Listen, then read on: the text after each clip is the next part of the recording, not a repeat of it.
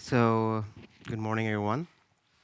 Today, I would like to talk about my topic on enhancing CI/CD workflows with design patterns in Python.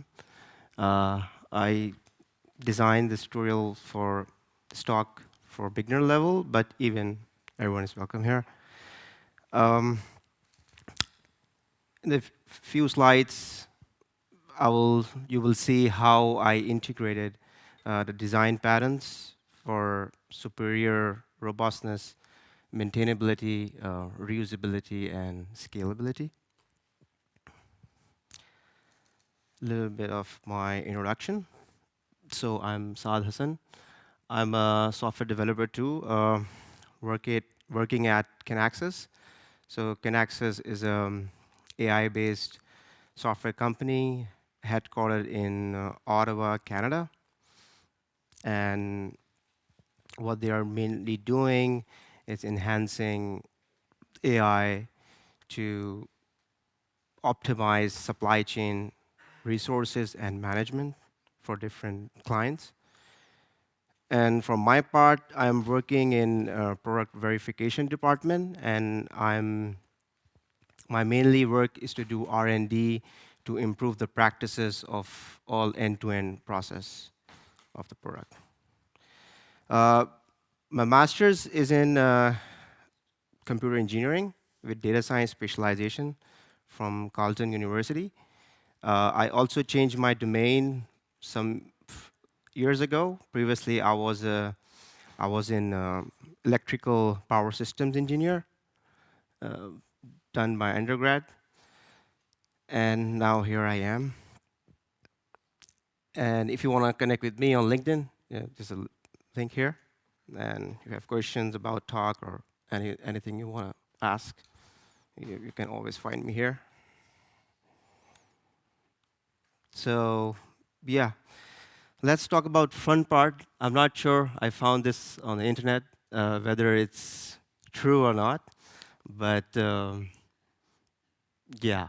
So maybe I'm going to talk about some of the scenario, and you can think after that whether this picture, whatever we're seeing, whether it's correct or maybe it's just like a meme. People love to make memes on the internet. So yeah, so for example, there's a company and the developers, they're not practicing continuous integration practices. And the problem would be if they want to merge the code, merge the changes, they will probably they will probably spend so much time on resolving the conflicts, integration issues. So these type of things coming up if the company doesn't have the continuous integration. And similarly, if the company even developers are merging code regularly, there are integration tests, but there is no continuous deployment. And in that scenario, what if the person who's deploying, running deployment script in the production, what if he used the wrong version of the dependency used in the software? It could crash the whole system. So in this way, even in both scenarios, whether they are not practicing CI or not practicing CD, there is a problem of the customer always face the issues. And because it's supposed to be downtime, crashes, poor quality. So there are so many disadvantages of not using CI/CD. Not only that, there's also the vulnerability issue. What if they don't have proper way to test whether the software is vulnerability, whatever there's a library used has a problem. Um, so the hackers might get information uh, and the customer data, if it's very important and crucial, it could file a lawsuit. So it's going to be huge problems for different companies. Similarly, for example, everybody knows we happened Log4j vulnerability some years ago, And what if that some company is using the wrong version, the vulnerable version, and they want to upgrade to the new one, but there is no continuous deployment. So they have to do it manually. There's no way to roll back the changes of the version which is good enough.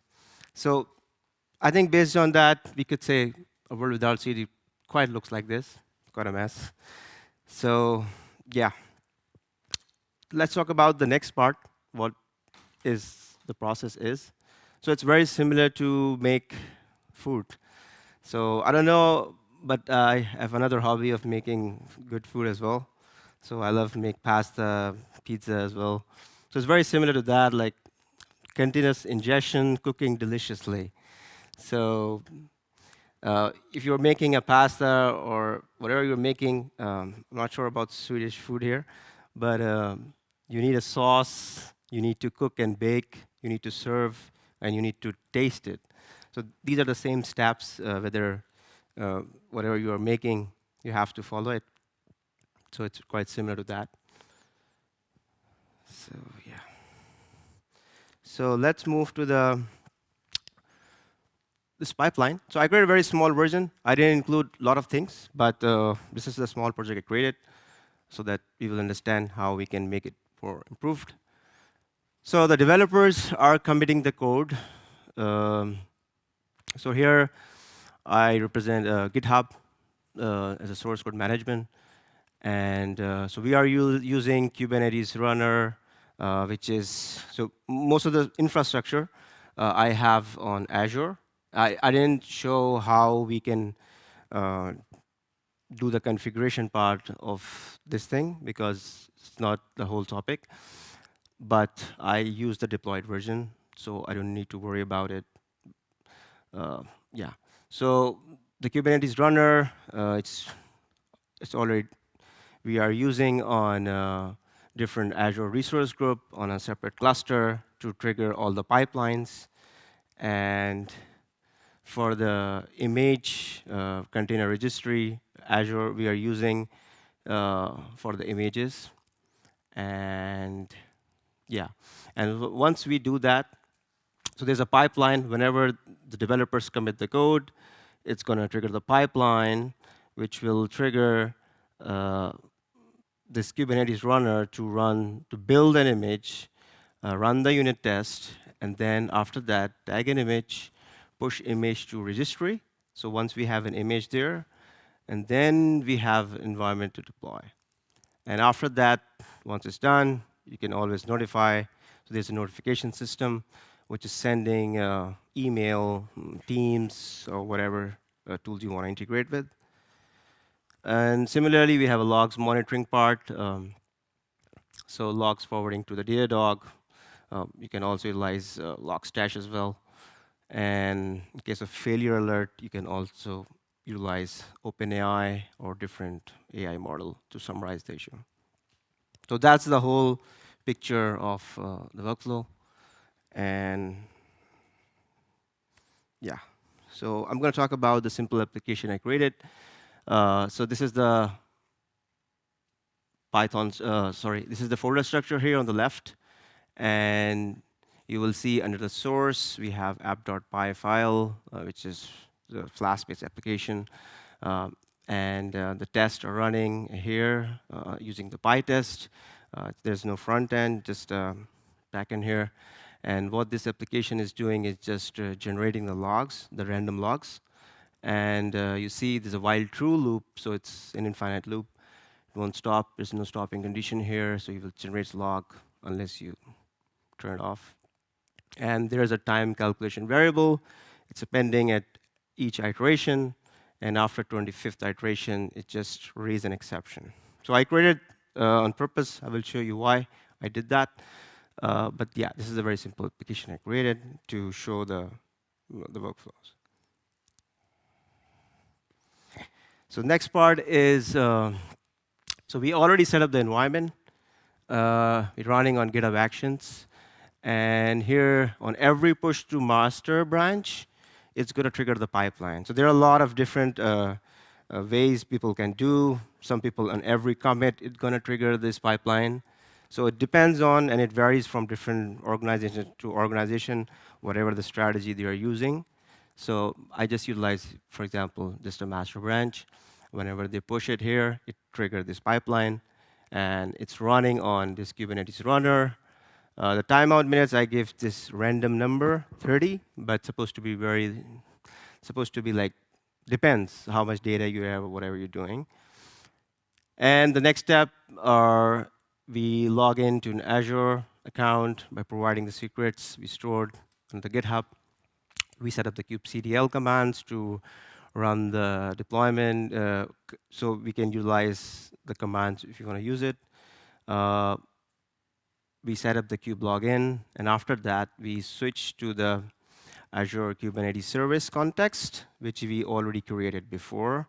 So, and we switch to our resource group test, and the cluster name is also test. So whatever we are running is supposed to be under that environment. So that's the purpose. Okay, next step is we set an image tag. So yeah, it depends how you are versioning control working. So for here, I just create a different, based on the date and time, so that when the image is created, we know when exactly it was created. And this is the validate image tag here, the next step. And after that, we build and run test. So we have a Docker file which has all the steps, and we run this Docker build command to build an image. And after that, you install the requirements, because there are not much versions we have. So we can utilize still pip. Otherwise, we can utilize poetry as well, based on complexity of packages. And then we run the PyTest. And after that, after run the test, we log into the Azure login account again, and by providing the secrets, and we push an image to an Azure Container Registry. So that ACR is holding all your images. So when we want to deploy, we can just simply grab that image from there and run it. So that's the step. So yeah, so this is the simple file for the deployment. I will make it more simpler, but it's just a template I utilize. I give replicas 2, so there will be 2 pods running at the end. Application my app, image name which I just created, and I created secrets which are stored, so it will pick up this variable from here. And I also did the resources update here. So, and after that, once we create this file, I just use kubectl apply-f and the name of this YAML file. So it's going to trigger the deployment. So the problem with this one, and most of the companies, they're still following the manual deployment thing. The problem with this one, what if I want to deploy to different environment? What if I'm a dev, and the PV or a QA wants to use the same, they want to use the different configuration. They want to use different memories. They want to use different replicas or whatever. There's so many things which could be changed. So this solution is not good enough, because if I want to change it, I have to change it again. I have to change the manual things, and I run the same command, and then it will do the changes. So it's a very reusable. There is no reusability in this one. So the next part comes where we can utilize the Python here, and that's the beauty of utilizing Python scripts.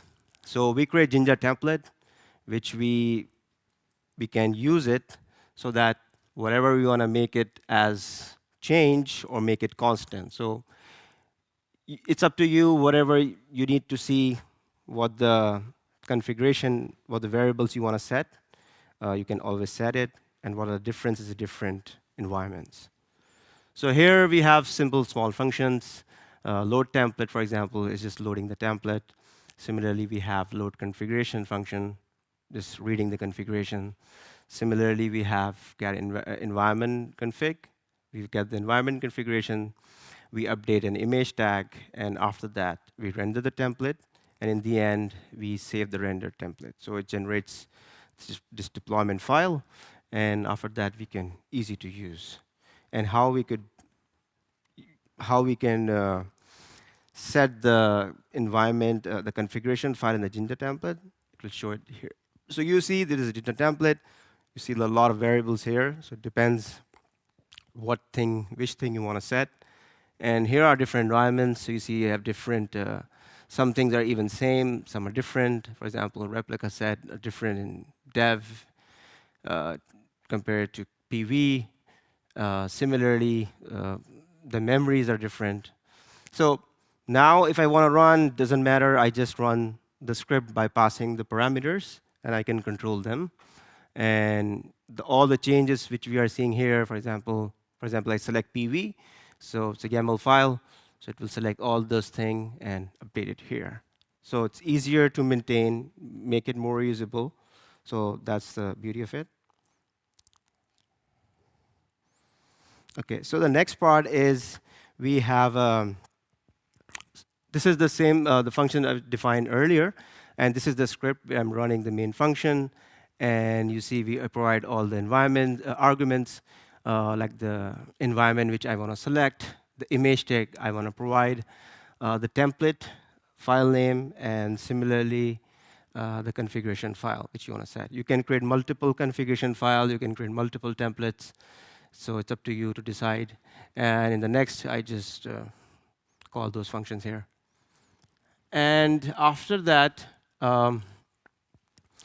I run the same script through the pipeline. You see, I provide the full where the file is.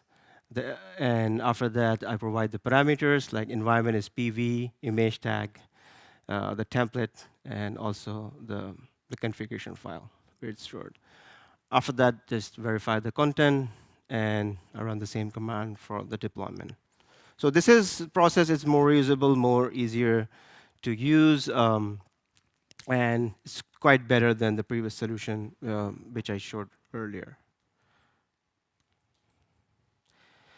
Okay, now move to our main topic is design patterns and why they're useful and why we use them. So software design patterns, yeah, it's everywhere. But so first of all, we need to think what are the design patterns. So design patterns are the standard solution for the common problem in a software design. The developers utilize them to make the code more usable, scalable, and maintainable. These are the reasons, and that's why we utilize them. And one of the main goals for the design patterns to have loose coupling and high cohesion. So the loose coupling is each module class must be independent from each other, and the high coupling is each class module represent like doing only one function or closely related sets of tasks. So these are the main things that's why we utilize design patterns in our code. We have creational patterns, structural patterns, behavioral patterns. So we have a lot, and we can even create your own custom pattern to make our work more better and optimized. Okay, so this is the process I did. So it's a I utilize observer pattern, and it's quite useful, and it's quite easier to use. So for example, I created this manager class. I defined this observers, number of observers is a list. I want like an empty list I declared. And I defined some methods like attached, and you can provide only the object created from an observer class. Same with the detach method to remove it. And then notify, you can loop through all the observers connected and send the message. And so this is the manager class, which is doing all the work, and an abstract observer class. So it's an abstract class, so it has to be an abstract method. So you see here, this class has abstract method, so there is no implementation. So the implementation is supposed to be in the concrete or child classes. So we can move here. So these are the child classes. So we have an email observer class, we have a Teams observer class, and we define uh, the parameters in the init methods based on how you are integrating that thing. So for example, if you want to send an email, you need an email SMTP account, like a server, to send the message of the notification thing. And similarly, for the Teams part, all we define is just simple webhook URL. And then you see, if you compare those, they have both different implementation. So the update method, which we define, which we use as an abstract method, we implemented here in separate classes uh, of child classes of parent class observer. So, so yeah, so that's how we can use them. Okay. So the next part is I'm just running this main script, and it's quite easy to see. For example, here I just instantiate an object of a manager class, name them as notification system, and that manager, this notification system will do all this work, and we create separate observers, same objects like email notifier, Teams notifier, and after that, we attach those objects to the notification system. And in the end, we notify the message. So that's the whole process. Similarly, so these are the arguments. So it depends how many arguments it required to integrate the specific tools you want to do it. And that thing, and we are running on a separate job. So it's a notification, and name is publish results. And it will always run unless it's canceled. And it requires workflow execution, which I showed earlier, that pipeline to be run. So if it's successful, we will see this message, CI/CD successful. Otherwise, we will see this message, CI/CD is failed. So that's how it worked. And so we run this script here by providing all the arguments we want to set it for. And yeah, that's pretty much we do. So good thing about this one is if I want to integrate another, for example, a Slack channel, it's very easy to do it. I can simply create a separate class file. Supposed to be a subclass of a parent class observer. We implemented the update method there. And I simply create an instantiate an object here in this line red box. And then I attach to the observer. And if there are different ways to connect, I can simply provide them here. And also, I want to change it here as well. So it's pretty much straightforward. I will include less code. I will make it more usable, easier to maintain. Yeah, so that's the beauty of using design pattern. So this is just a result. You see the previous one. We are seeing the logs in the Datadog, which is being deployed on the same resource group and the cluster, but different namespace, and it's getting all the logs under the cluster, under the cluster running on different pods. So you see there are two replicas, so there will be two pods created, and the Datadog is monitoring all the pods under the same cluster name, and we see this CI/CD is successful here. So there are possible use cases of observer pattern. For example, in YouTube, for example, different channel, like maybe PyCon Sweden has a channel on YouTube, and they do have a channel, and the people who subscribe to that channel will see the notification. And it's exactly similar how it works.